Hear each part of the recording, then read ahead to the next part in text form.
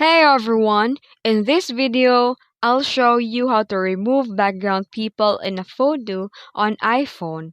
Let's get started. First, you can download the Snapseed. Open your App Store and search for Snapseed and tap download and open the app.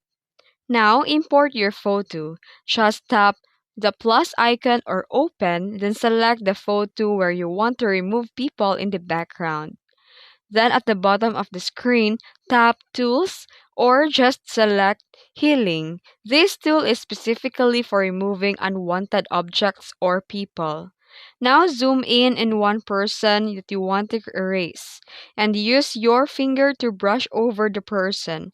Snapseed will automatically replace the area with a blended background. If the result looks messy, tap Undo or try removing in a small section instead of one big swipe. You can now zoom in and refine and clean the leftover shadows or outlines. And once you're done with your edit, tap Export and choose Save or save a copy and export depending on your preference.